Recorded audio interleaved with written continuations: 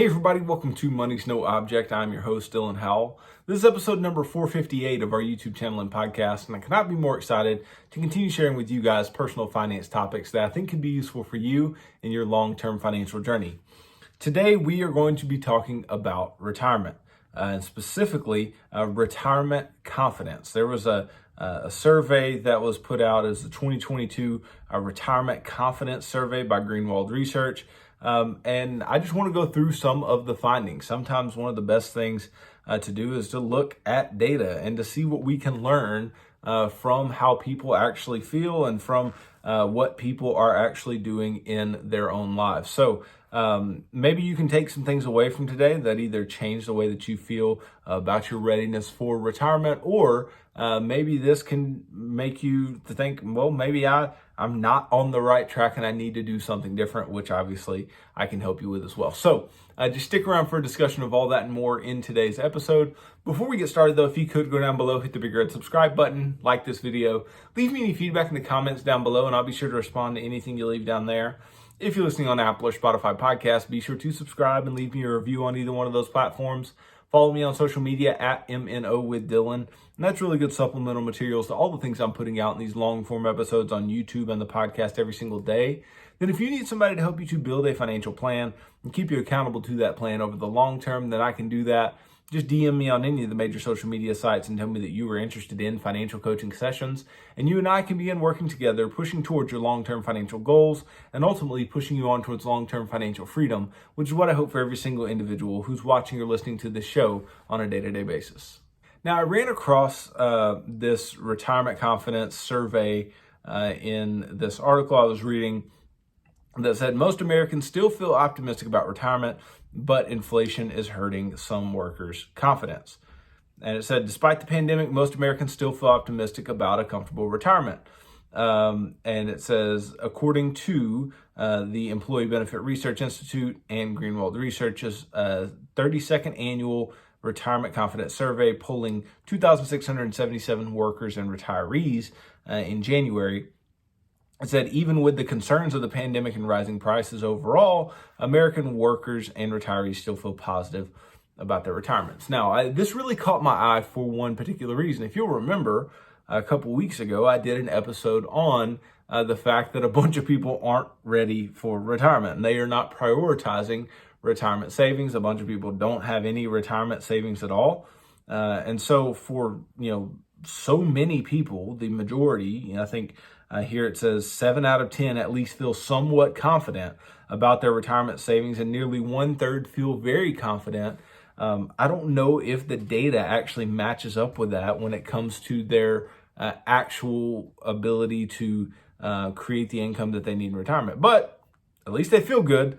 So we'll see what we have here. So this survey was 1,545 workers and 1,132 retirees.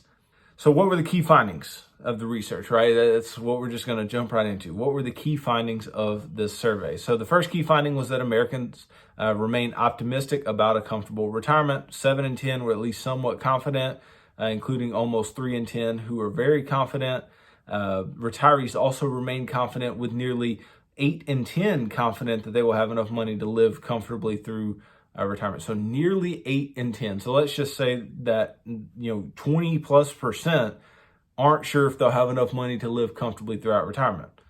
So I would like that number to be 10 out of 10 are confident, but nonetheless, that's just where they're at. And then 1/3 are very confident that they'll have enough money to live through retirement. So that's still, I would like everybody to be very confident that they could live through retirement on what they had, but that is just not the reality. Now, even as some of the effects of the pandemic abated this year, still 1/3 of workers, almost 1/4 of retirees say that the pandemic has made them less confident in their retirement prospects. Not surprising, right? The rising inflation and all those types of things, a lower stock market, are going to leave people feeling in that type of way. Those feeling less confident as a result of the pandemic and its economic impact were already among the more vulnerable and less retirement-ready Americans. I would expect that to be the case. They're more likely to report poor health, lower incomes and savings levels, and problems with debt. Interestingly, a third of workers and half of retirees who feel less confident cite inflation and the cost of living as the reason for their declining retirement confidence. In stark contrast, roughly 7 in 10 workers and retirees overall report being confident that they'll have enough money to keep up with inflation in retirement. So generally, people feel good enough about their ability to keep up with inflation, but there's still a fair number who are citing that inflation is the problem. So that's the whole first set of findings. The second is that many believe that their household's long-term financial needs are different from others, but most Americans prioritize retirement savings and investments, right? So nearly half of workers and a third of retirees feel that their long-term financial needs are different than other households. However, there are goals in common. 6 in 10 workers and a third of retirees report saving and investing for retirement is among their top 3 longer-term financial goals. Now, it's no surprise that retirees wouldn't make this one of their top financial goals simply because they may be past the point of investing and saving a lot, right? They're just kind of living on what they have saved and invested. Now, half of retirees say that planning for the future health and long-term care needs is a top priority, and more than a third of workers agree. Among both workers and retirees, about 3 in 10 say that developing a strategy for drawing retirement income is a top 3 goal, right? So 3 in 10 say that is a top 3 goal. So that seems kind of low, right? Because we're saying that, drawing retirement income, getting the money that you need to retire. I mean, if you don't know how you're going to go about, taking the money that you need for retirement, I mean, that is a big deal. That's something that I kind of harp on because I've done multiple episodes on this in the past. You can go and you can find those where I've talked about the 4% rule. I've talked about the buckets strategy. I've talked about all different types of things along those lines. It's because I think that's very, very important. I think it's very important to have a strategy. Now, that may not be your top goal or whatever, but very, very important thing, because if you don't know how you're going to draw retirement income, you don't know where your money's coming from, you will not know where it went, right? So I think that's super important, super valid, and you can go check out some of those episodes if you want to know how you can draw your retirement income and do so in an effective way. Now, moving on, only a third of workers and fewer than a quarter of retirees agree that retirement savings is not a priority relative to other needs of their families, right? This is typically going to be the case because, people want to take care of debts or, making sure their families eat or that they have the roof over their head, whatever, right? So more basic needs than saving and investing. However, there are clearly challenges to this longer-term focus on retirement. 4 in 10 workers say that saving for or paying off a child's college education reduces the amount that they can save for retirement. And over 4 in 10 say that debt is negatively impacting their ability to save for retirement. Okay, this is a problem.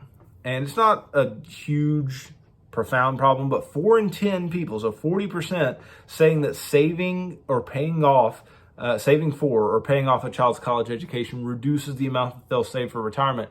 That's a problem, okay? We need to get past this ideology that we must take care of our kids first when it comes to their financial needs once they are adults, right? Because college, they are adults, presumably, right? We need to take care of our own retirement before we take care of anything for our adult children, right? I'm not saying don't take care of your kids. I'm just saying your retirement comes before your ability to pay for or pay off your child's education. It is not your education. It is your child's education, right? Now, ultimately, the reason for this is that it is just this pattern, right? It's this cycle that continues on, right? Because if you don't, pay for your own retirement, right? You don't invest enough in your own retirement, then who are you going to be relying on? Your children. And so your children will be paying for you. And if your children are paying for you, then what can they not do as much? They can't save and invest for retirement as much later on. Well, if they can't save or invest enough for retirement later on, then their children will take care of that. And so it's this perpetual cycle if you are not taking care of yourself first. So take care of your retirement needs first, then saving and investing for your kids' college, right? I digress. Let's see. More than half of workers and over a third of retirees call debt a major or minor problem. That's not surprising at all. Roughly 2 in 10 workers and retirees report that developing a strategy for debt reduction is a top financial goal. I would guess that more workers need that to be a top goal because so many people are in debt and so many people are getting their cash flow depleted by the fact that they are constantly going into more and more debt. So I think that'd be a fantastic top goal. Then 17% of workers place saving for a child's education among their top long-term financial goals. When it comes to long-term goals, maybe, but they're honestly, and I don't want you guys to think that I don't put a premium on saving for my son's education or future children's education. For sure I do, but should the premium be above some of the other things that you have to do over your long-term financial life? I don't think so. Okay, nonetheless. So another key finding of this research is that many Americans don't know where to go or who to trust for financial and retirement planning information. So notably, almost 4 in 10 workers and 2 in 10 retirees said that they don't know who to go to for retirement planning advice. Many turn to non-professional sources like family and friends, or they go online to do their own research, which is part of what I'm here for, right? But if you need somebody to work with, by all means, find somebody that you can work with individually. Majorities generally believe that financial services companies understand how to help them with financial and retirement planning, and roughly a third of both workers and retirees currently work with a financial professional. Almost half of workers who don't work with an advisor plan to work with one in the future, right? So having a professional in your corner that's working for you, working with you, not just taking advantage of you or taking care of you is absolutely what a lot of people need. Now, a quarter of workers say that they turn to their employer as a source of retirement planning information. Honestly, probably not the best source in most cases, though employers fall behind advisors, as they should, family and friends, as they should, and online research, as they should. Now, of note, 3 in 10 workers suggest that they don't feel fairly treated in the workplace, and a quarter report having trouble accessing employer-sponsored benefits for their dependents or beneficiaries. Yeah, it happens. Some places just aren't as good to their employees as others. Now, another key finding of the survey is that workers remain satisfied with their workplace retirement savings plans and the tools and resources available. This is interesting. More than 4 in 5 workers who are offered a workplace retirement savings plan, like a 401k, 403b, whatever, are satisfied with the benefit. This is important given that workers, 82%, remain far more likely than current retirees, 47%, to expect their workplace defined contribution retirement plan to be a source of income in retirement. The same high share of plan participants say that they are satisfied with the investment options available, although some admit that they don't fully understand some of the more common options available. For example, a third suggests they do not understand managed accounts and half do not understand ESG investment options, which stands for environmental, social, and governance. As well as 4 in 10 who indicate that they don't understand target date funds, which are a very large part of the 401k universe. And they don't understand how they adjust over time or how to select the right one, which is problematic, right? So many people saying that, oh, we've got a good plan, I like my plan. They don't necessarily know that much about the plan, right? Now, likewise, about 8 in 10 report being satisfied with the tools and resources available through their plan for both determining how much to save and determining how to generate income from their retirement savings. 6 in 10 plan participants say they have received information estimating how much monthly income their plan savings might be able to generate. Look, they might feel good about this particular set of tools and resources and estimations and all those types of things. I'll just tell you right now, I have yet to find one site, because I've seen other people's 401k sites, I've seen my wife's, I'm not impressed with really any of them, right? And how accurate can they truly be? I'm just not super impressed with any of them as somebody who understands how money grows and how investments work. So I'm just not a huge fan. But nonetheless, people feel good about it. Maybe that's a good thing, right? Positive sentiment can't be all that bad. Another key finding is that workers envision a gradual transition to retirement and retirement funding that includes work for pay. So basically, people aren't expecting to just retire. They they're expecting to do something in retirement. So the median expected retirement age for workers, age 65, and the reported retirement age of retirees, age 62, remain unchanged. However, workers envision or hope for a gradual retirement transition to retirement and work for pay in retirement, which doesn't match the experience of most retirees. Though down from last year, 4 in 10 workers expect to gradually transition into retirement. Only 17% of retirees report having a gradual transition, while 73% say that their retirement was a full-time stop, right? So maybe expectations aren't going to meet reality here, or maybe people want to gradually transition and then realize that it's just not as viable as anticipated.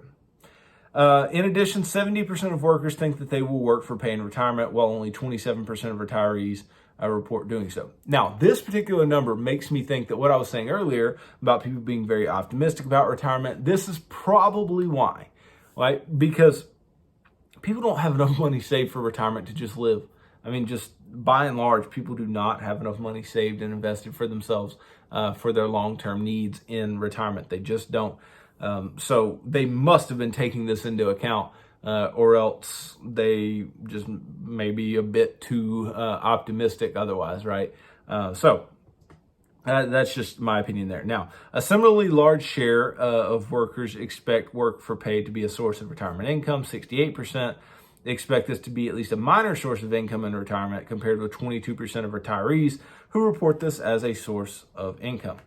Now, however, the RCS, this is the Retirement Confidence Survey, the RCS continues to demonstrate that nearly half of retirees retire earlier than they expected. 4 in 10 retirees report that they retired early for the fortunate reason that they felt that they could afford to, but fully 2/3 report that their early retirement was a reason out of their control, such as a health problem or disability, company downsizing, or reorganization. So let's just take that for what it is. 4 in 10 report that they retired early for a fortunate reason. 2/3 report it was out of their control, right? So half of retirees retire earlier than expected, right? And then 2/3 of those say that it was out of their control, right? So what's that saying? That's saying that 1/3 of retirees, right, retire when it's out of their control and earlier than they expected. So that means you need to be investing aggressively and do as much as you can to get to where you need to be,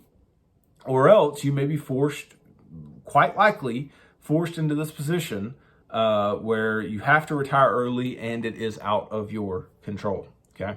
Just the sad facts, but ultimately, if you do have to retire because you have a disability, you have to take care of someone, or for whatever reason, you need to be prepared to do so, okay? Now, most retirees report their overall lifestyle and expenses are as expected, which is interesting. Now, however, up from last year, 1 in 3 find overall expenses to be higher than expected, which this is to be expected in inflationary environments. So 4 in 5 retirees report that their overall lifestyle, including traveling, spending time with family, or volunteering, is as expected or better. Over 1 in 4 say that their retirement lifestyle is better than they expected. These results are virtually identical to previous years, including pre-pandemic and pandemic periods. However, 36% of retirees say that their overall spending and expenses are higher than expected, an increase from last year. Also up from last year is the share reporting that housing and travel expenses specifically are higher than expected. Again, not super surprising. When asked what their top priorities for discretionary spending in retirement are, almost half of retirees cite travel and 1/3 cite spending on leisure or entertainment activities. Still, 4 in 10 say that they are holding money aside or investing for growth, which is a good thing. Another finding is that workers' confidence in Medicare and Social Security holds, but retiree confidence in Medicare declines. Interesting, right? So the workers actually believe it's going to be there, and retirees are like, I don't trust in Medicare that much. So 3/4 of retirees and 2/3 of workers feel confident that they'll have enough money to take care of medical expenses in retirement. Retirees report planning for health and long-term care as a top financial priority. Nearly 2 in 5 retirees say that their health and dental expenses were higher than expected, which is comparable to last year.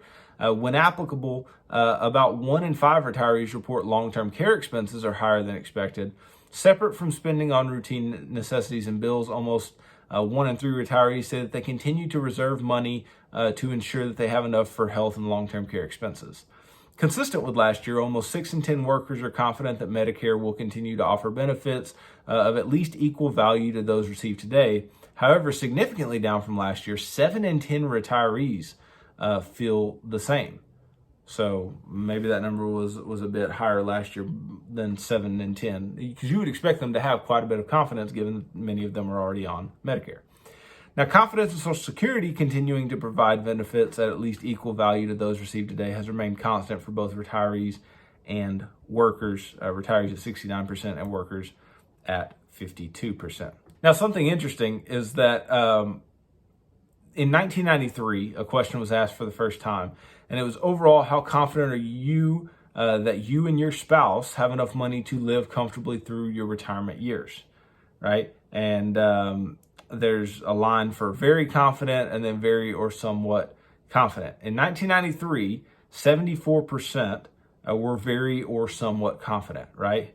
We did not get close to that number. We didn't get back towards that 74% until 2022. We're back up to 73%, but we still haven't touched that 74% in 1993. So it's really interesting that the sentiment towards retirement is very positive. And I mean, the 28% who are very confident, I mean, that's higher than all years since 1993, other than 2021. So quite interesting, right? Then there's also the question, overall, how confident are you and your spouse that you'll have enough money to live comfortably throughout your retirement years?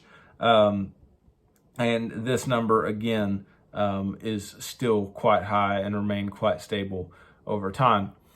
Now, half of workers do report that the COVID-19 pandemic has not changed their confidence in their ability to live comfortably throughout retirement, which is good, right?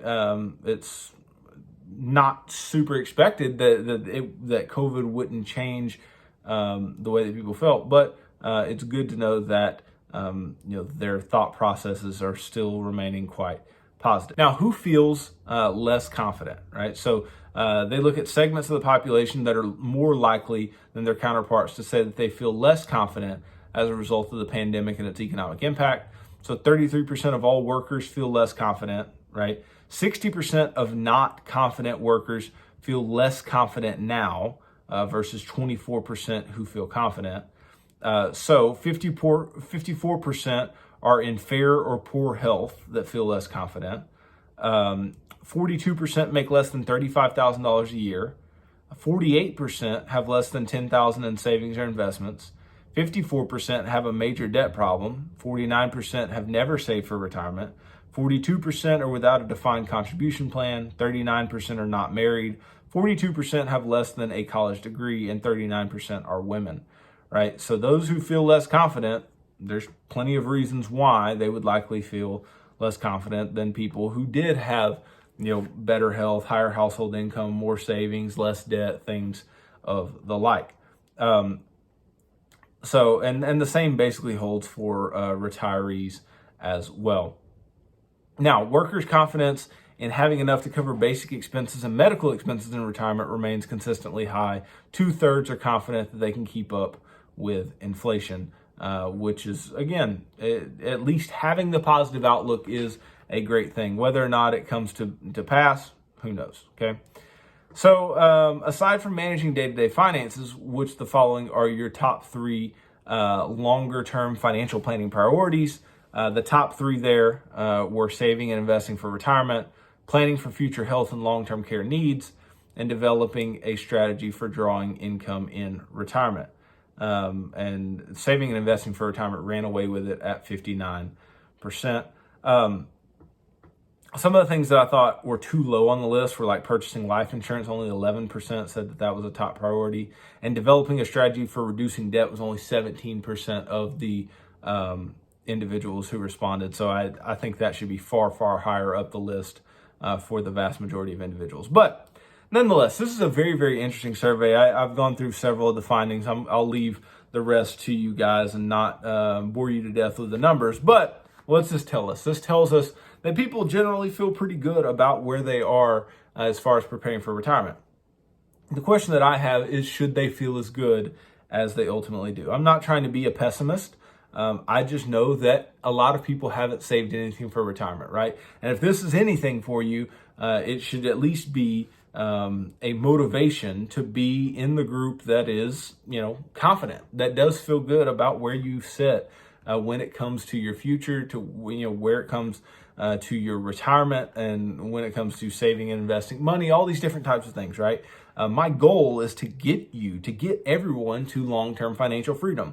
And part of that is to feel really good about retirement, to have enough money to live through retirement quite comfortably, right? I don't want you to be somebody who doesn't feel like you have enough, or doesn't feel like you'll have enough income throughout your retirement years, or feel like inflation is going to eat away at the value of your money over time and you won't have enough. I don't want you to feel like that. I want you to feel confident. I want you to feel good about where you stand. And the only way that you can do that is by having a concrete plan, understanding where you are, where you're going, and understanding the steps intermediately that will get you to the place that you want to go. That's why I create the financial action plan. That's why I give you guys these statistics, and I give you actionable steps on a regular basis. So take this for what you will. This is just the way that people are feeling about retirement right now. But the way that people feel typically, turns into generally, what actually occurs, right? What we are actually going to see. And the number of people that are confident are likely to be okay over a long period of time. But there's likely some false confidence in there, and maybe a lack of understanding about what it is going to take to retire over a long period of time as well. So hopefully this episode helps you. It helps you to understand retirement a little better, and maybe helps you to understand how those around you feel. And maybe you can place yourself into one of these buckets and see how confident you feel. And maybe you should start looking at, based on the different place that you are at in your own financial life, the steps that you need to take to get to being very confident about